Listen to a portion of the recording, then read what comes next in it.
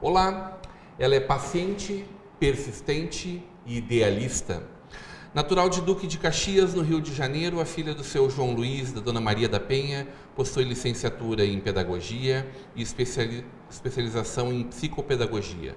Professora concursada do município há mais de 20 anos, a esposa do Marcelo e mãe do Arthur, assumiu desde junho o cargo de secretária de Educação de Novo Hamburgo.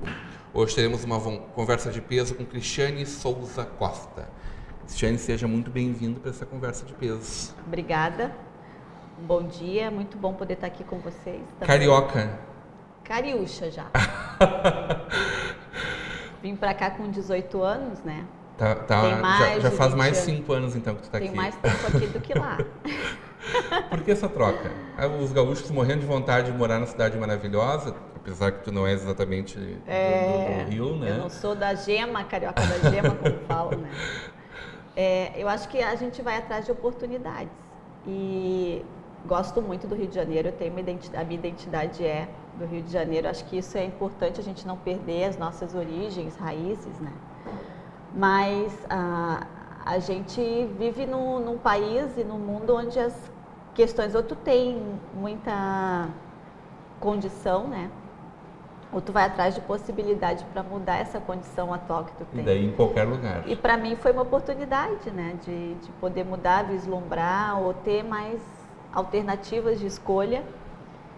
E no momento com 18 anos foi quando eu recebi o convite de uma pessoa muito próxima a mim também. E pude vir para cá, para Novo Hamburgo.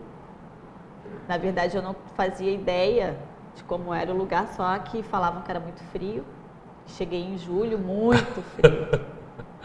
Vi até a neve, porque a gente vem como turista e quer ver tudo ao mesmo tempo, né? Certo. E fiquei desde os 18 até... Te enganaram que tinha muito frio, né? Porque quem chega em Novo Hamburgo hoje não tem mais frio, ano, né? Eu vi a neve. Foi muito frio o primeiro ano. E não te assustou, não, hein? Trocar as paisagens do Rio de Janeiro pelas paisagens quase nórdicas, assim. Foi uma adaptação, mas eu acho que... Árticas, polares da nossa região, como eu né? tinha... sempre tive a ideia de que eu vou atrás daquilo que eu quero, né? Sabendo que se não der certo eu posso voltar.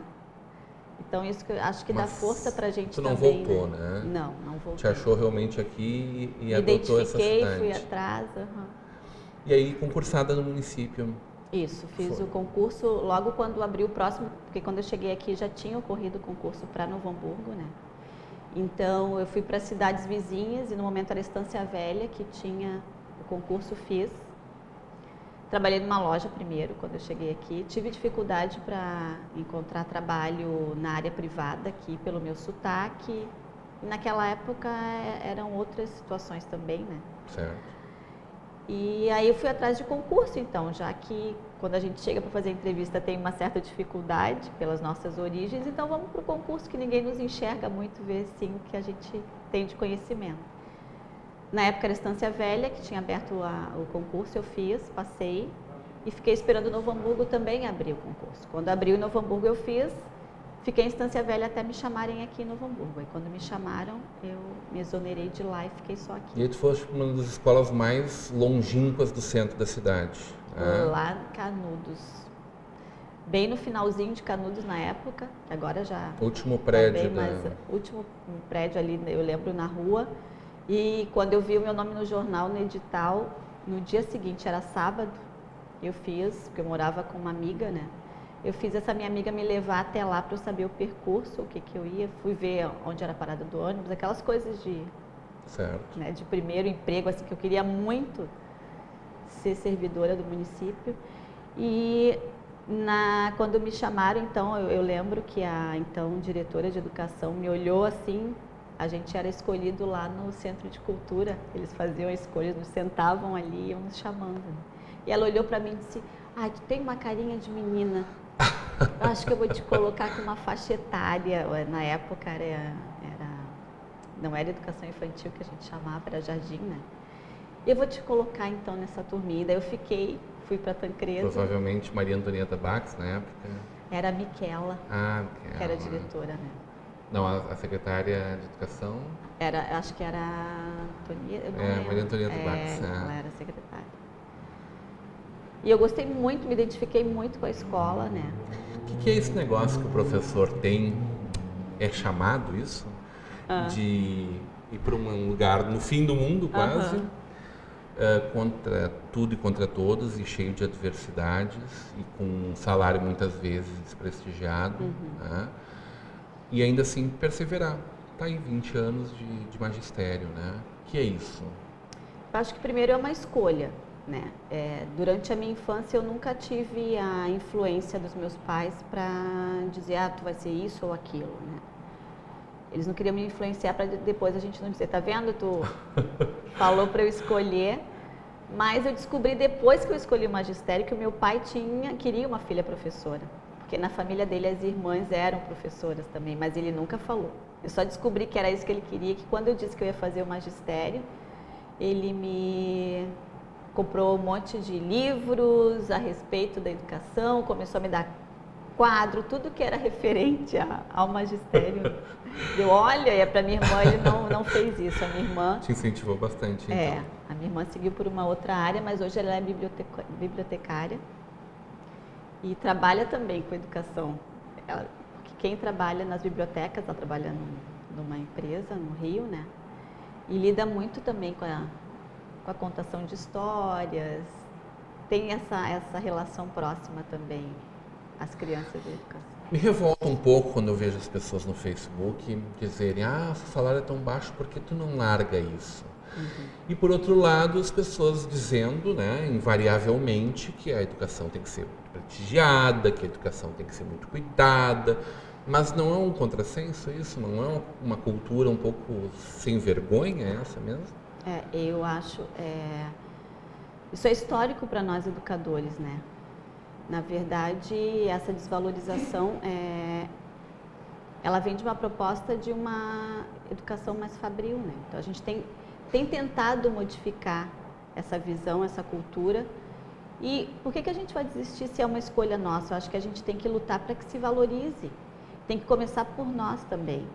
Eu lembro que Miguel Arroyo fala muito isso, assim, e ele me provocou nas minhas leituras quando ele diz da politização do professor. Nós temos que nos politizar. E não basta politizar só para um determinado momento que nos traz uma discussão, uma luta por alguma coisa, mas nos politizar no sentido de nos valorizar como profissionais, porque eu acho que partindo disso a gente muda uma lógica que já está estabelecida culturalmente, né? De que o professor, ele vem sendo desvalorizado. Nós, na Secretaria de Educação, agora, junto com a rede do município toda, a rede estadual, a rede privada, nós adequamos o Plano Municipal de Educação. E foi uma discussão muito boa quando a gente tratou de uma das metas que falaram da valorização do profissional da área da educação, né? E nós colocamos ali várias estratégias e essa semana mesmo eu ouvi de um professor dizendo assim, secretária, eu lembro que tu falaste quando a gente foi falar do plano, que ele não pode ficar engavetado, que a gente tem que trabalhar com ele, é uma proposta do município. Então acho que é a partir daí, sabe? A partir daquilo que a gente conhece e a partir daquilo que a gente acredita que a gente vai modificando uma lógica, um senso comum, né? E vai trazendo sim a valorização desse profissional. E nas estratégias a gente traz muito essa valorização, né? Há um prazo de 10 anos, mas a gente traz sim uma proposta que é viável para o município e que a gente vai tentar ir implementando aos poucos. Né? Quando tu fala em política, evidentemente, tu não fala em partidarização, isso é sempre muito importante a gente destacar. Mas o professor, de maneira geral, ele já é uma pessoa um pouco mais politizada, né? Que bom, tem mudado muito isso, né? Mas tu falaste da política de uma educação fabril, né? Isso tem a ver com uma vontade de que as pessoas tenham um ensino fundamental e ensino médio percorridos, mas que eles não tenham ali desenvolvido uma racionalidade, um pensamento, um questionamento sobre o mundo que ele está inserido? Isso vinha se desenvolvendo. Acho que a gente está mudando muito, né? A gente está tendo uma proposta de uma escola cidadã, onde as pessoas tenham possibilidades e tenham acesso para essa educação. Não seja algo que formate o ser humano, e sim que o torne mais crítico. E os professores estão vendo muito com essa bagagem já, né, de Porque formação. A sociedade tem dúvidas em relação a isso? Porque ela põe pontos de interrogação sobre isso, quando na verdade ela gostaria que a escola preparasse um cidadão para o futuro, mas quando a escola se propõe a isso, a formar um cidadão que questione, que pergunte, talvez uma casta da sociedade ou grande parte desses formadores de opinião que a gente vê, questionam, mas como assim? Que ser é esse que a gente está formando ali? Isso também é um contrassenso, né? A gente tem um ideal, mas trabalhar com ele é complexo, porque cada vez mais vai exigir da gente uma compreensão, um diálogo, né? Um saber ouvir as pessoas, um poder falar, ouvir a crítica. Por isso que eu disse antes, né, dessa politização, a gente precisa ser crítico. Sim, muito crítico, e também trazer isso para os nossos alunos para poder transformar esse meio que eles estão, mas principalmente a gente não pode perder a ética em cima disso. Então acho que esse é o contrassenso, né? A gente se confunde muito algumas posições. Tu faz a crítica, às vezes se faz a crítica para denegrir a pessoa. Para desconstruir, né? Para destruir mesmo. Né? Então, assim, a crítica ela tem que vir para contribuir. Certo. Senão é crítica pela crítica. Então, é uma desumanização, na verdade. Né? Perfeito. E é esse contrassenso que a gente tem que abater. A gente tem que sim ter a crítica, mas tentando melhorar esse meio que a gente está vivendo. E melhorar cada vez mais o ser humano. Isso não acontece. O discurso, em época de eleição, é sempre da política de valorização da educação, sobretudo. Né? Todos queremos formar um mundo melhor. Porque quando chega lá na hora de que a caneta está na mão, o salário do professor não dobra, por exemplo?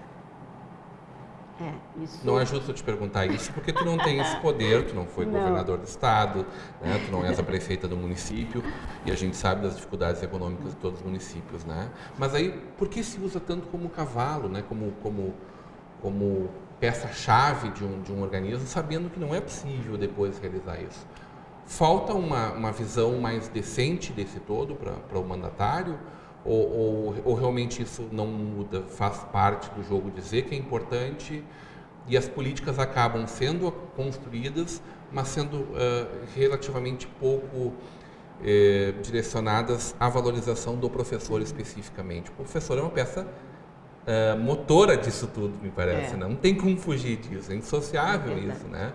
Agora a gente vê lá atrás professores homens, muitas vezes, né? Muitos professores homens na nossa época de educação, e hoje cada vez menos, não falo nem de mulheres, de moças que estão entrando no mercado de trabalho. As pessoas não querem mais ser professoras mesmo, né?